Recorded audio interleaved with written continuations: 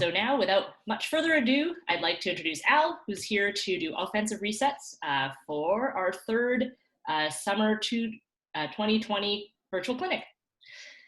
Thanks for having me. And I'll just add, as far as announcements go, just so everyone's aware, this is being recorded. So, and then it'll get posted on YouTube later. And if you have a question at any point throughout the presentation, the session, you can type questions into the chat or type in like a question mark or an asterisk or something like that. And we'll get it over to you to listen to your question.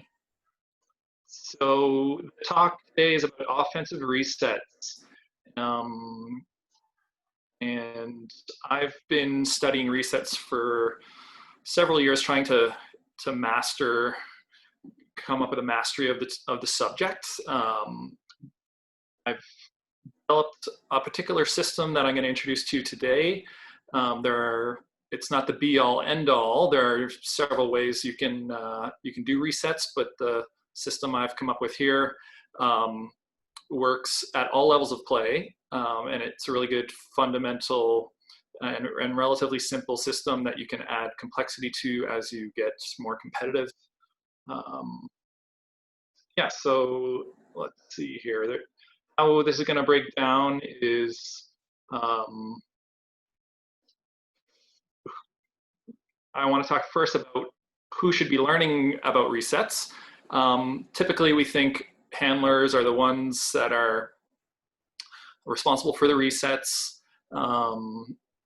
but it's also very important for cutters to know about the resets for two reasons. One, they're usually the ones with the disc who need to be throwing it to the handlers, so they need to know what the handlers are doing, where they're going, for the resets to be successful. Secondly, what resets do for cutters is it provides sort of a predictable rhythm for timing their cuts off of. So the more cutters know about the resets and how they're going, the better they'll be able to time their cuts and know when people are going to be looking up the field for those passes. We're going to be looking at three different scenarios today for resets: when the disc is on the home sideline, when it's in the middle, and when it's on the away sideline with the same force towards home. So three kind of scenarios that are a little bit different as far as resets go, and looking at all the different possibilities for how to get out of those situations. What do we got here? So before we dive into the specific scenarios, I want to talk a bit about offense in general. And the way I think of offense going is on a very general level, is someone catches the disc, they look upfield to try and get a big yardage gaining pass to the cutters. They'll look up for however long, and then when nothing is available there, then they'll turn to reset the disc and repeat. And what that leads to is what I call a pendulum offense. So what that looks like is, on this slide, you'll see if we start at the bottom, this person's passing up the line, another pass up the line to a cutter who had come in, looking again to pass straight up, but nothing's there. So then we move the disc across and then go up again until we can't anymore, and then we go across and then up. So it's kind of like a pendulum swinging and climbing up the field.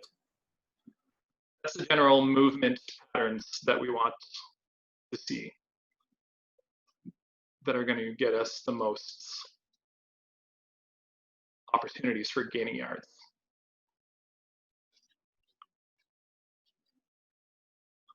So here's our first scenario when the disc is on the home sideline and the force is home.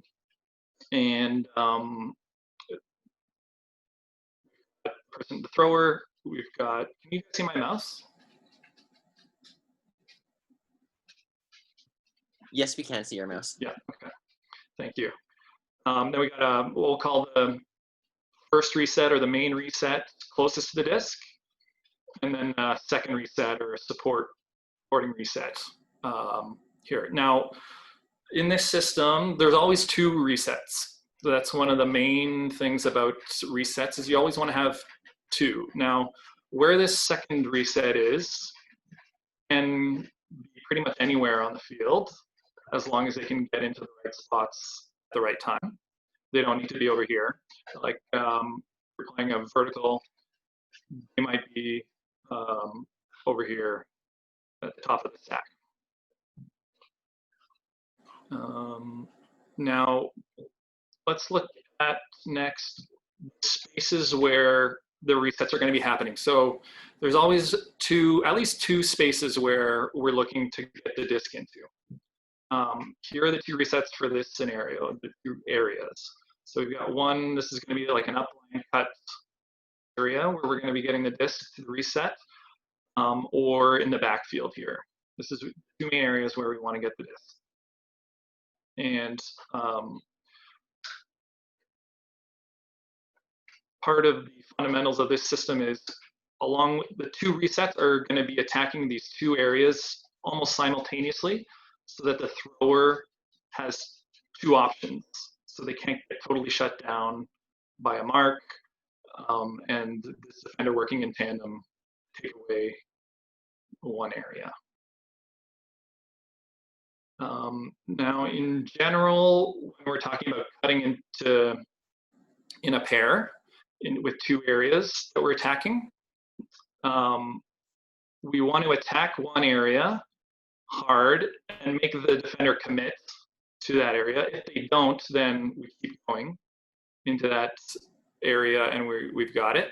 If they do really go hard and stop us from going into that one area, then that opens up the other area for us to go into. So that's how we cut almost in a way that's unstoppable, where we wait until the defender chooses one and we take the other.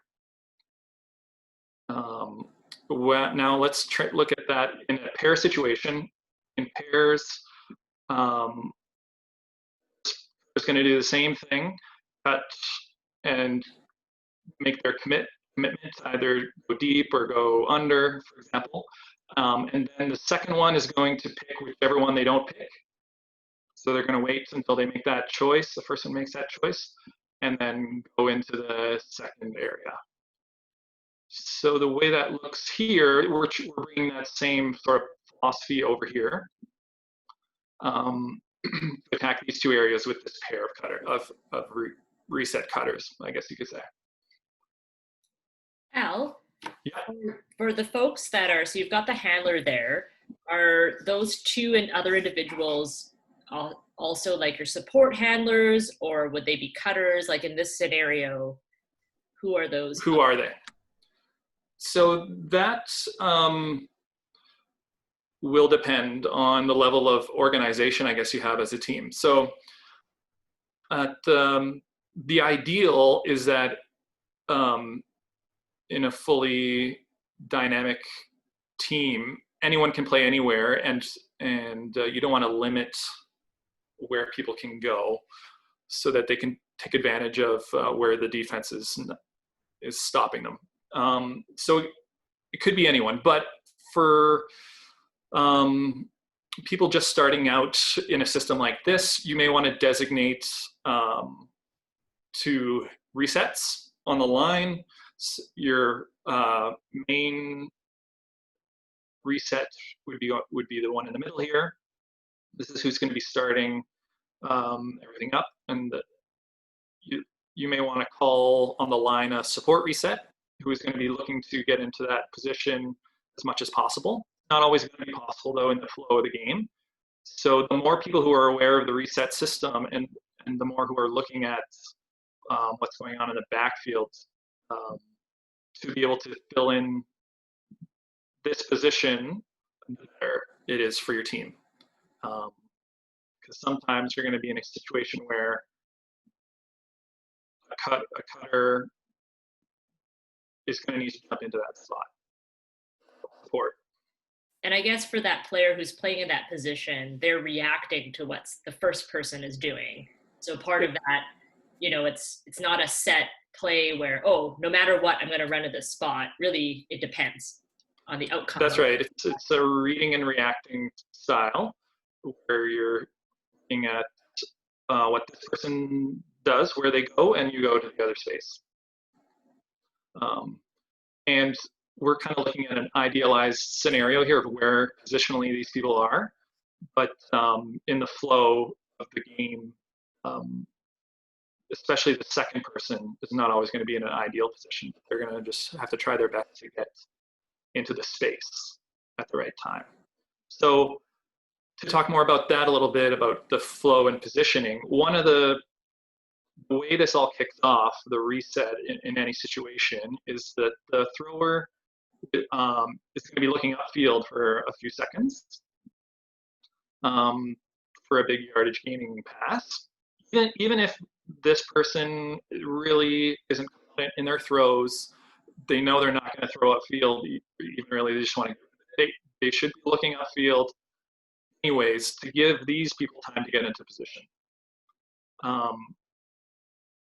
Then the way things initiate with resets is this person pivots to be looking right at this first reset, and that's the signal for them to start going. They're going to turn and look, and then this person's going to start running up the line. And around this point, they're going to commit to either continuing up line into this area or cutting back into the backfield. And while this person's starting, this person's coming across and they're getting ready to react. The reason why we want this person more towards the center of the field than way over here has to do with the swing pass. So dump swing motion, we want to be running sort of towards the other sideline as they're catching it, so that they can then pass it off more quickly, rather than catching it running this way, having to turn around and throw it. It shaves off a second or two, and just the window of opportunity you have before your mark gets into that throwing lane. So one potential scenario here is that they continue up line, in which case the secondary person is going to cut into the backfield, and the thrower has the option based on what throws they're more comfortable with, how the mark is, those kinds of things. They'll have both options. Typically, the way it works with the timing is the thrower will either throw this upline throw or fake it, which will pull the mark over so slightly or a lot, which then opens up this row if they want to take that one. So they'll fake the upline, and then they'll have a more open throw into the backfield by doing that fake. The second option at this point is the primary reset to the backfield, in which case the secondary person is running that upline cut. And we have the two options for the thrower to choose. I'll just take a quick pause to check if anyone has any questions about that. So Al, if you back up to the previous scenario where the middle person goes all the way to that gray space, if, say, for example, they get all the way there, but they don't catch it, or their mark is too close and the handler is not secure throwing it to that person, where should they go afterwards? Because then you're almost where that second person would be going, right, in the second scenario? Right, so those scenarios are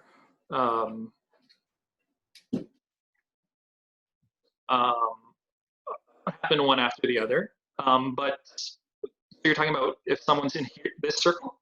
Mm-hmm. If they're already in the circle and they don't get thrown to, it'll take a lot longer to get back out of the way and possibly be in the lane of that second cutter. That's a good question and brings up the cyclical nature of this reset system. So it won't always be the case that when those two options are presented that the thrower is going to be able to get the throw off.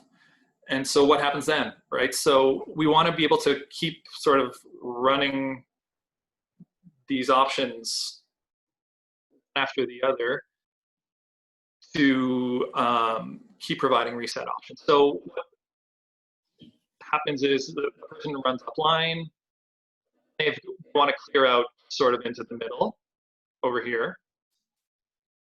This person's going to be in this space, so to reinitiate, they're going to go up line again, and then that same person can run into the backfield or another person depending on their positioning and communication, so that there's sort of all those two options happening again. Does that make sense? Yep. And then I guess for the downfield people, it's them being patient to let this situation happen without adding extra cuts and kind of confusing it, right? Right. So what happens downfield, again, reading and reacting. So they're in as soon as the thrower turns to the reset, they're now in a reading state where they're waiting to see where the throw goes. It's either going to go to one of those two areas. I think on my next slide, I show this. So let me just jump in over there. Yeah, so if it goes into this area, the next cut provide an opportunity to throw a deep throw, right? So someone's waiting. Once that they see the throw goes to the upline space, they're running for that cut, and then an undercut. And then if it goes into this area, the cutters are looking to provide continuation over on this side. So if you're the deep person, maybe you're the one who can provide both those options. You're waiting, and you either go this way or that way. And then I guess too, as cutters, I know often when we're working with newer players, it's that taking turns right in front of the stack starts cutting and you take turns. But here's a situation where that first two people, they're probably not the best people to cut because they're actually too close and you're losing yards. Here, where if you're the last person in the stack, you can take that initiative and yeah, I like to have it be from the back because that's where the most yards come. And I like to talk about a concept that I call yielding, which is where what happens, as we all know, is in a game we're waiting for someone specific to cut. It doesn't always happen that they go. So what then?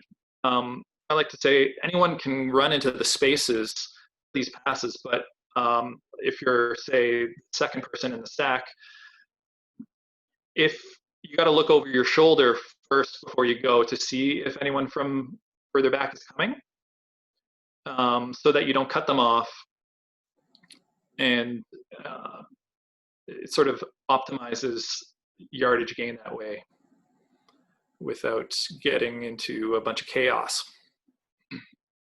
So if you're in the back and then someone doesn't yield to you, like say the second cutter just doesn't see you and they just keep cutting, would it then be your responsibility to kind of back off a little bit or adjust your cut so then you become a continuation throw instead of the main cut? Yeah, as frustrating as it is for someone to cut you off, it's usually the case that they don't look at you and they don't see you, they never saw you in the first place. So now you're the one who sees what's happening and shouldn't be bringing your defender into that area and should be clearing out and either changing up your cut into a different area if you can, or going back into the stack and waiting to set up another one later.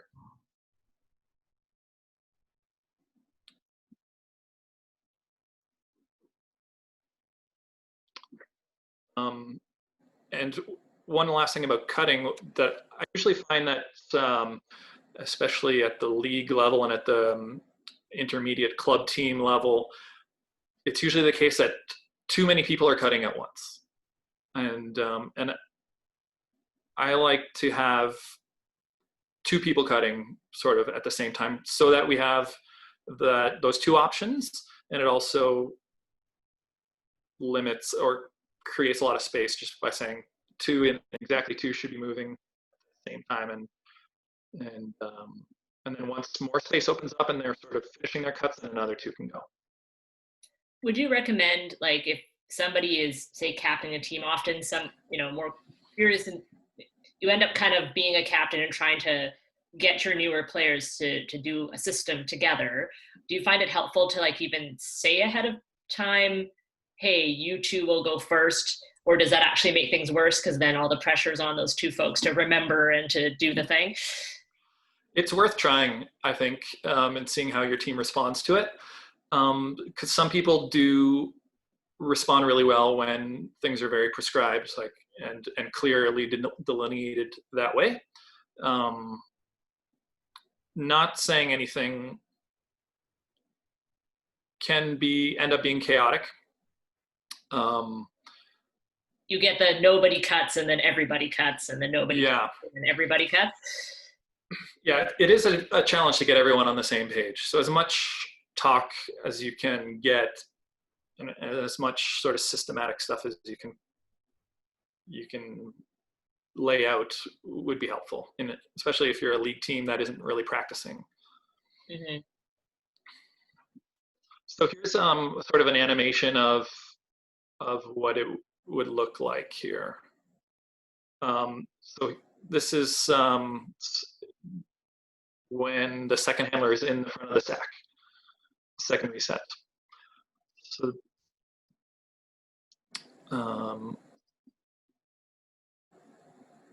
so that's one option, second option.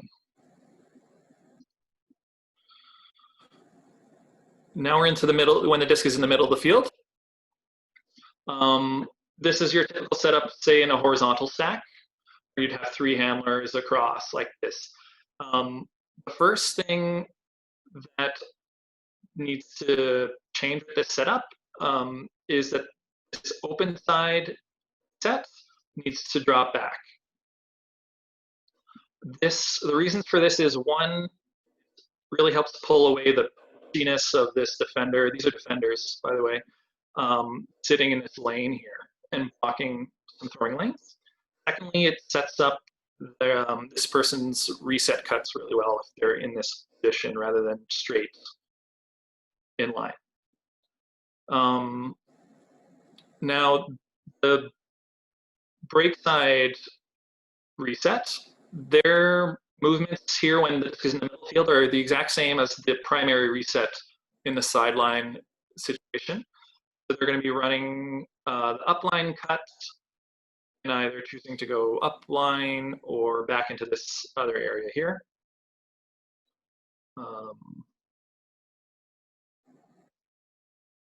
This person, if the thrower turns to this person as the primary reset, then they can either run straight up like this, into this area, or into this area. Now, if they go into this area, this other reset needs to be aware of that, and they want to clear out of here. So there's two options there for the thrower, and at the same time, if the throw comes here, then there's a nice clear throwing lane for this other person. So here's what happens when that person gets the disc. This person gets a disc over here. They've got that throwing lane there. And another option, now we're getting a little bit, this is an add-on that I really like to run. It's a lot of fun. It's practice to sort of go through all the steps and work it into your muscle memory, but here's how it goes. So this is the person who just threw the disc over here. They are going to want to go into that same open side reset position back here in relation to the thrower now. So they're the reset. And one option is basically as soon as they move into that space, the person can give the disc back to them, move across the field, and get the disc again there. So that's a fun way to sort of free yourself up from your defender who's often caught off guard after something like that, and gives you a nice open look without any mark for a couple seconds. So look at that more times in a different scenario, but I'll just play it again here. Just throw it, run it across, get it back. And you'll see this person sort of saw that was happening. They were over here initially, they moved over here to get out of that throwing lane. So one thing that you said earlier that was really good is that idea of is the looking, right? So it's like, as a cutter, you're looking for eyes to come your way to know, is that handler even looking for you? Because if they don't see you at all, then there's really no point in cutting into that space. No reason. For cutters, sometimes you have to start moving and setting up your cut before that eye contact. But especially for the reset cutters, yes, yeah, you gotta wait. You want to wait for that eye contact. And the eye contact does relay a lot of communication. Like if you're midway through your cut, you're sort of waving your arms like, hey, I'm open, but they're not looking at you, then basically you're going to be getting to the end of your cut soon and you're going to need to clear out rather than running sort of into this space. That's one other thing I wanted to mention is that this area, cutters want to keep clear of this area here so that handlers can run into it. So if you're running undercuts, you're going to want to clear out and back into the middle before you reach this space, which is maybe 7 to 10 yards in front of the thrower. So if you're starting to find yourself 10 yards and the throw hasn't come up yet, time to end your cut. So would it be safe to say, if say there's no reset person, you kind of approach that area as the first cut, you may want to become that reset versus clearing back out into the back of the stack so that you have that second option? Because I know sometimes that's what happens, you know, at the when you're learning the game, it's sort of like you have your handler who picks up the disc and then everyone just runs into the stack. And then there's really no backup. That's right. Yeah, so if you're able to be aware enough to notice that we're missing people in the backfield, then yeah, you can sort of clear out and into that area and become a reset. This now is showing that give and go from the home sideline scenario. So one situation where I like this move is maybe you're the main reset on your team. You've been running up and into the backfield and doing dump and swings, but your defender is catching onto it and they're really starting to get close to cutting off your swing pass over to the side. So this is sort of one move to keep them honest, in that when they go really hard to stop that swing, you then turn it the other way with this give and go move back up the line, and you're left in the dust over here.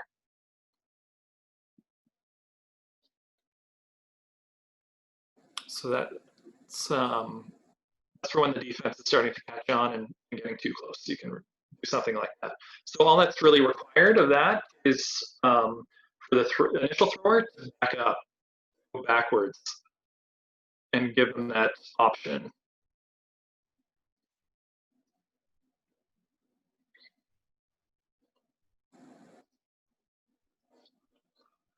Now, before moving on to the other sideline scenario, I just wanted to touch on how you might integrate this into your teams, especially if you're on a league team where you're not practicing and stuff like that. So I like to think when I play league, I like to sometimes, especially if I'm sort of looking to compete on a touring team or something like that as well, I like to use it as a practice scenario. So I'll experiment with different things, not really being too upset if a mistake happens, but being able to use try stuff out in a league setting, or in a game setting rather,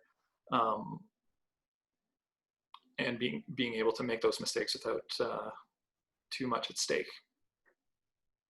Now, say you're on this, you've watched this and you want to integrate it in your team. How do you do that? You're maybe one or two people on your team have watched this or know about this reset system. That's when it really comes in handy to designate one or two people to be those main resets, because they're really the only people who know it. And then potentially you could teach one person per game or per week, for example, about it, to sort of expand into the rest of the people on your team. If you can practice, the way to practice these are by setting up specific scenarios like were shown. You set up maybe 3-on-3 situation, or 3-on-3 with a deep cutter, and go through it. So you're turning, the first reset is initiating, the second reset is reading and reacting, and the deep cutter is reading and reacting off of that. And so you can isolate specific ones where you're saying, okay, we're going to do the upline one each time, or you can go into total read and react drill. Yeah, I think with the drill scenario, especially with folks learning, because often the league situation, the play moves on, right? You do your cut, you've watched your teammate cut, you've kind of reacted, but then you don't get to kind of reassert that until the next time you're in that exact same scenario, which could be way later in the game. So even I think before league, if you're in a group of 3 and you want to just kind of practice watching and reacting, because that's really the hardest thing, right? For a newer player to like watch what's happening and then only choose what you're going to do after you've seen what your teammate has done. So that's like a good point there. For sure. Yeah, and especially if you want to, if you have a group of 3 that you can work with, that's really great, like before games and stuff. And you can go through sort of those give and go motions together as well. It does take some practice going through them to sort of build it into your memory of where exactly you're supposed to go, stuff like that. So yeah, that's kind of fun to be able to work with a team and develop your handling, reset skills, your handle movements. Okay, so let's take a look at the far sideline scenario. The disc is on the away sideline, the force is still home. So what happens here now? So in this particular situation, there are sort of 3 reset areas. There's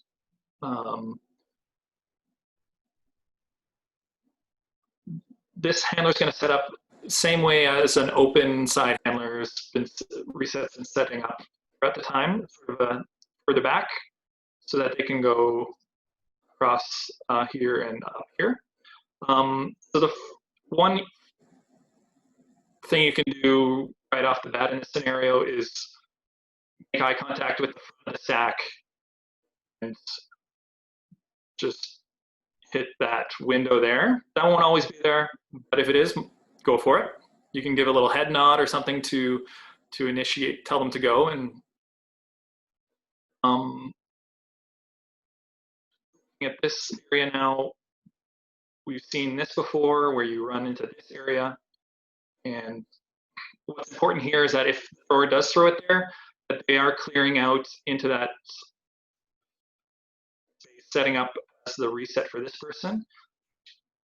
There's this throwing lane. Really key, and it's on the sideline here, that they get out of the way. Because if they stay there, the person's here with the disc and really has no option. What's also important about this spacing, like how far back you want to be, is you want to think about if you don't get the throw here, you want the thrower to be able to throw into this area over here for this person. So you want to make sure you're far enough away that you're not getting a disc into the face.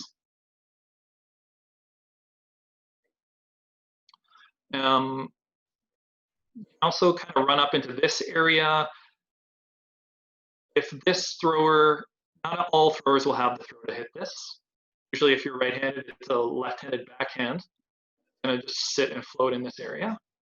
But that's one option. The left-handed backhand, I will say, is a highly effective throw in resets, and I would say probably the third most important throw to have in Ultimate. The first two are the upline throws, and then the around throws into this area and into this area, both sides of the field.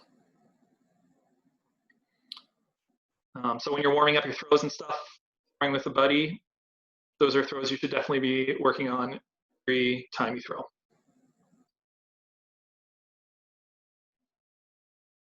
And this is just providing a second option when this person goes up there. Two options for the thrower. And then that is the three scenarios that I have laid out. And let's go into some questions. Bring up the whiteboard here.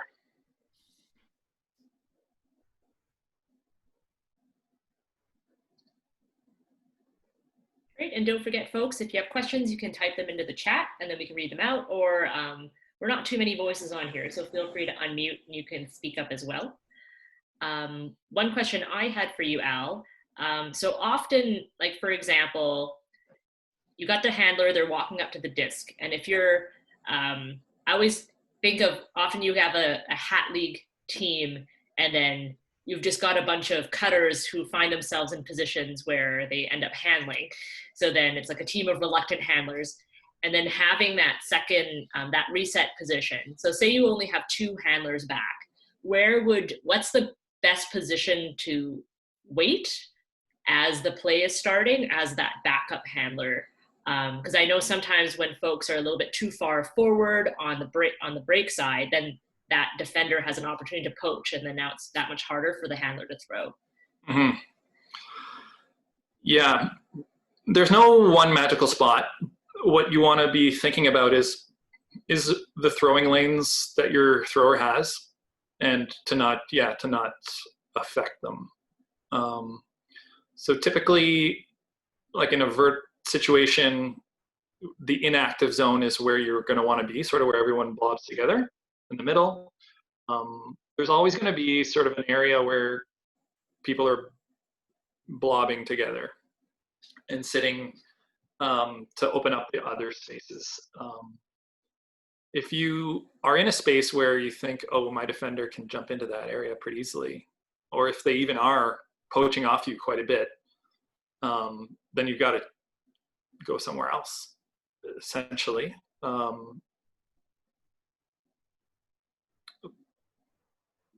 Like if you're the handler on the left-hand side, so you've got the heart is, I guess, in theory where the disc is. Yes. Is it more effective to be on the break side or the like open side? Right.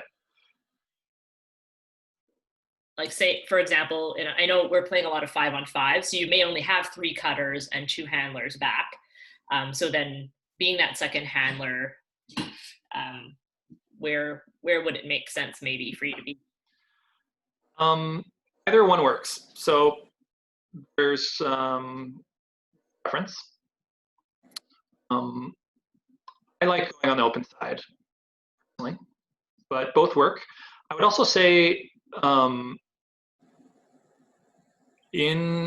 you're with 5-on-5, I would say maybe try 3 handlers with 2 cutters. Really opens up the space here, and you can run the reset system we were just going over.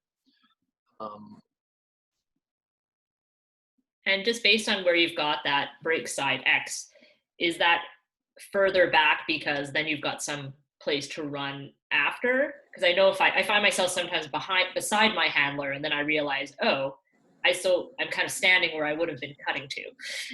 So then you end up being in the way when you finally cut. For this person? Yeah, if you're there, Yeah. like is that a good spot, or would you be further back or further forward? Like Further back and forth this way? or field depth. Yeah, this way. I would say back here is not very helpful. It just means that it takes more time to get to the places where you're going. Up here is okay. Just want to, so anywhere along here is fine. Just want to sort of gauge what throwing lanes you're cutting off. If you have a thrower here who really likes to throw break throws like this, then you probably want to come down more. If not, then you can come up and initiate your from up here. It's totally fine.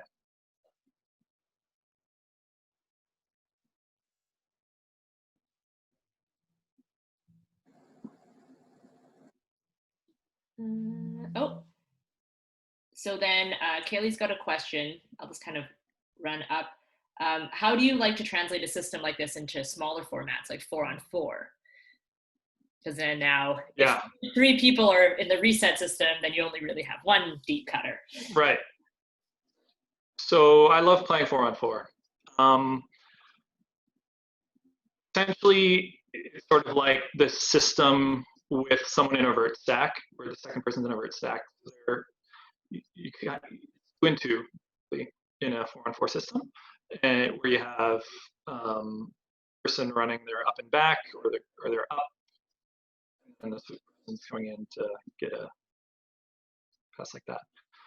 The thing I haven't mentioned yet is what's called a 7 cut from the handler spot. So what the 7 cut is when this person runs the line, what they want to do, they don't want to they didn't get the disc here, they don't want to completely abandon thrower, so they want to cut back into the center of the field while looking at their thrower, because it may get a pass like this. Another option that you don't see very often, because it's kind of hard to remember and it doesn't get sort of drilled very often. It's effective, especially if you have a defender who's really taken away your upline option. This way, like this, there's usually quite a gap there to throw into. And you're also clearing out at the same time. So it's kind of a double bonus there. And I think that's a good thing for sort of newer players. Like a good piece of advice is that your first line of your cut, there's second opportunities for the handler to get it to you, right? To not give up just, oh, I made my cut. Oh, I got looked off, and then just like run away or run with your back to the disc or something where you could have still gotten on the second throw. This 7 cut is really dangerous, especially if you're in an end zone situation. You're making this upline cut, and then you can score on that a lot of times until the defense starts getting caught onto it. So Jen's got a question. Can you run the center reset with the same cyclicalness as the sideline? That's a good question. Let's see. I think you'd need some help from your cutters. If you run over here like this and you don't get it, what happens? Then this person sort of becomes the break side. You can have this person running up line again, and then at that point you'd probably have someone backfilling into the space.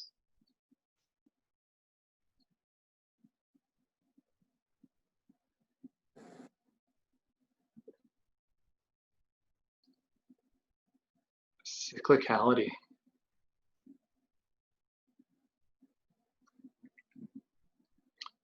That seem like it's cyclical enough?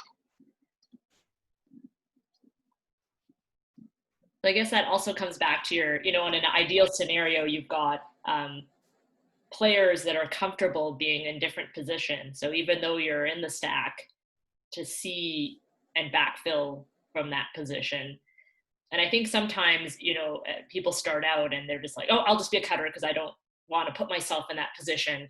But it's not to say that unless you give everyone the chance to really come back and take a turn at having the disc or being a reset option, then folks don't improve, right? And you get pigeonholed as a cutter position or a handler position. Right, and you're scared because your throws maybe aren't so great to start. Mm-hmm. But if you don't want to. But if you don't get to throw them often because you're never back there, then it sort of self-perpetuates. That's right. Yeah. So that's I'm a strong proponent of throwing to everyone on your team, getting everyone involved, not shutting someone out because they dropped it last time or something like that. Give people that chance to make up for it. So the more they get it, the better they'll get. So I just wanted to say one more thing about the cyclicality. What it is really is this triangle is the cyclical part in any of these. And so you usually need 2 or more people involved in that.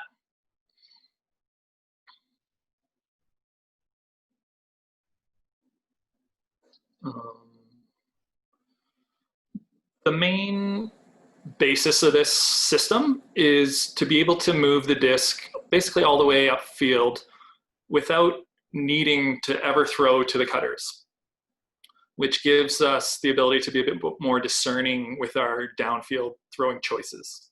So we really want to say, okay, we've got a strong reset system. I know I can reset at any time. That's not quite the throw. That's a kind of a tight throw downfield. So I'll look that one off and we'll try again. And I guess too, in a scenario where, you're not going to run your cutters into the ground because they're not just running constantly, right? And trying to catch difficult throws, you're kind of buying that time where cutters have time to rest and they can just wait and respond. Mm-hmm. There is that. And there's also an element of trust here. It relies on multiple people being sort of the bailout, which takes pressure off of one person thinking they need to they're the only one who needs to get open, which can tire people out quite a bit and also ends up creating quite a bit of confusion often.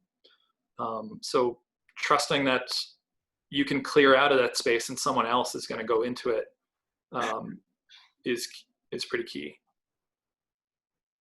But does involve trust. How much of, as far as your decision making of which cut to make, whether it's that, when you were showing the multiple options of what that first reset person can do, how much of that decision making is based on where your defense, the person marking you, is positioned? Are there sort of better cuts to make, whether that defender is marking you, more upfield or more, toward the handler? Yeah, sorry I didn't make that more clear before, but your decision is going to be 100% based on, well, maybe not 100, but almost exclusively based on what your defender takes away. In order to take away one of the options, they're going to need to commit themselves to that option, which gives you the other option to be really open. So the key is to be sprinting hard into one of the options to get the defender to commit as soon as possible. And then once they've committed, the other option's open. And if they don't commit, then that first option should be open. And I think that's a very kind of a concept that often, when you're starting out to play, that you don't think of that, right? Like you kind of think a cut is a cut is a cut, but where you cut is going to be determined, make it easier for yourself. Yeah. You run toward the defender when you can run and where it compromises. Right. So, and that's why it's really important to have 2 spaces that you're attacking before you start your cut. That second option, where are you going to go for that second option where you can actually get the disc? Because if you're only going into one area, then once your defender shuts it down, then it's over. And it's back to what you had spoken about trust too, right? Trust that your throwers are going to make the effort to throw it to you, even if you're on the break side, right? As opposed to the open side. Because often, Yeah. like, oh, I'm not going to cut there because they won't get it to me. But then it creates other problems. Now everyone's going to the same place. It's tricky because not everyone has those throws. But yeah, so it's a bit of a balance of the trust and of realizing that just because they didn't throw it to you doesn't necessarily mean they don't trust you, but maybe they don't trust themselves. Mm-hmm. Great. Is there, as far as, do you have any advice for folks, like with regard to faking? Like a lot of times, right, you're looking for that upline cut. If it's not there, you know, you fake anyway, even if you know there's no one to throw to or you can't make that throw. You know, what are good ways to kind of really get that ingrained? Because I know for myself, often, you know, the more casual and wreck the league, sometimes you don't need to fake. You just kind of stand there and wait till a cut gets open and you throw it. But then it kind of builds that habit of never having to. Well, one way I like to think about it is that the fake is a communication tool as well. So you're not just moving your mark over to free up some space for yourself on the throw you're about to make, but you're also telling that cut that you're faking to that you're not throwing it to them. They can now turn and clear out and go back to the resting area or the inactive area and set up again. So it's good practice to be sending that message to the cutters. It's good practice also, I don't know, maybe for working on your form, because it should be almost identical to your throw, basically. Whereas it's to the point where you're basically just deciding not to release it. If you could release it there or not, you're just holding on to it, and then it should be, it's not necessarily a fake, it's like a throw that you didn't make. Mm-hmm. And I think that's a really good way to understand it, because sometimes you can flail your arm around and fake, but your defense isn't going to bite if it doesn't look like a real throw. And also, there may be a throw you thought you couldn't make, but you actually could, in which case, if you had just let go, then it would be to that player. So yeah, I think it's better to think of it as a throw that you changed your mind about because, you know, the defense got close, your player wasn't open, but then now. Mm-hmm. Yeah, and especially for newer players, I see a lot of hesitancy to throw, and they don't want to screw up and let their team down in games and stuff, but to really throw and make the mistake. And that's really the only way they're going to get better. Because if they keep not throwing, then it's just going to be like that eternally. Mm-hmm. So that's one thing I really like to encourage the newer players to do when I'm playing with them in a hat league or whatever, is to throw it. Yeah, it might not work out, but it will the next time. Mm-hmm. Is there the system, like any adjustments, like versus, like say your downfield players, whether they're vertical stacking or horizontal stacking, is there any position differences? For the resets? Yeah, for the reset trio. The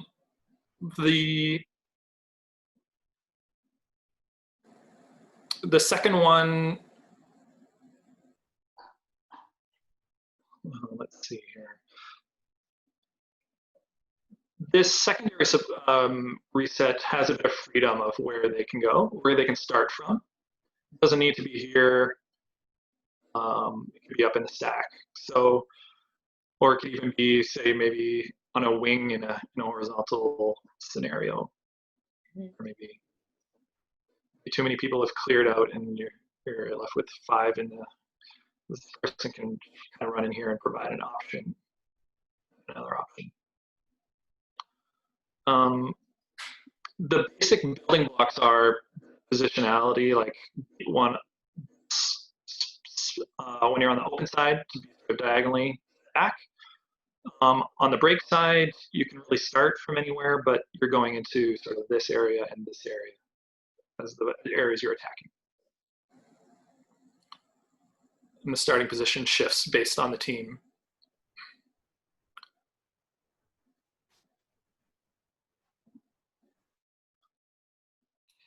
Great. Any other scenario questions from the audience?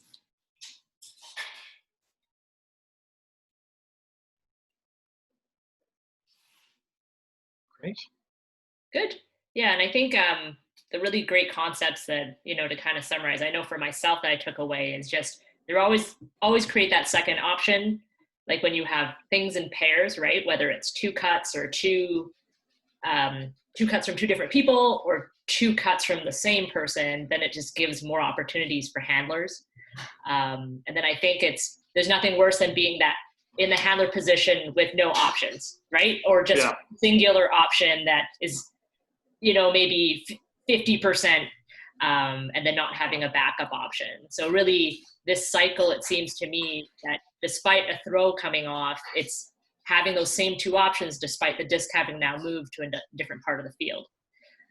Yeah, and it takes a while for a newer player to realize the importance of a reset. It doesn't get a lot of hoopla, it's not a very exciting play. The people who are resetting, they hardly get noticed for newer players who are looking for those big plays and the accolades of catching a score and whatnot. But the more you play against better defenses, and that's when you really start to realize the importance of resets.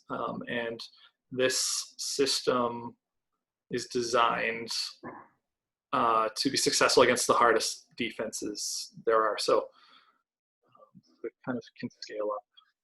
Is it more that, like the concept of a dump versus a reset, right? Like a dump seems, even just the word itself, it's like, oh, we're giving up field. And it's kind of like a bail. You're bailing out, the person who maybe doesn't want to throw it because they're not confident or what have you to get it downfield.